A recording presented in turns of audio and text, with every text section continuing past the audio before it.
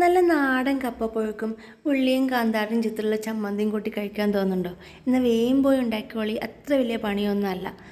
ഞാനിവിടെ കപ്പ തൊലിയൊക്കെ കളഞ്ഞിട്ട് കഴുകിയെടുക്കുന്നുണ്ട്.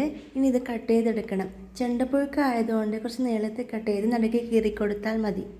ഇനി ഇതിലേക്ക് ആവശ്യമായ ഉപ്പും മഞ്ഞളും വെള്ളവും ചേർത്ത് കുക്കറിലിട്ട് വേവിച്ചെടുക്കാം. ഒരു വിസിൽ വരുമ്പോൾ ഓഫ് ചെയ്ത് കൊടുക്കാം.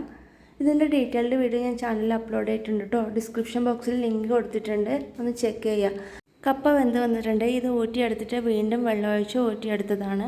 ഇനി ഇത് താളിച്ചെടുക്കണം. ചീനച്ചട്ടിയിൽ വെളിച്ചെണ്ണ ഒഴിച്ചു കൊടുക്കാം. കടുക് പൊട്ടിച്ചെടുത്ത് കറിവേപ്പില ഇട്ട് കൊടുത്ത് 2 വറ്റൽമുളക് കീറിയിട്ട് കൊടുത്തിട്ട് ഈ കപ്പപ്പുഴുക്കും കൂടി അതിലിട്ട് മിക്സ് ചെയ്ത് കൊടുക്കുക. സിമ്മിൽ വെച്ചിട്ട് വേണം മിക്സ് ചെയ്ത് കൊടുക്കാൻ വേണ്ടിയിട്ട്. എല്ലാം തന്നെ മിക്സ് ചെയ്ത് കഴിഞ്ഞാൽ പിന്നെ അപ്പം തന്നെ ഫ്ലെയിം ഓഫ് ചെയ്ത് കൊടുക്കുക.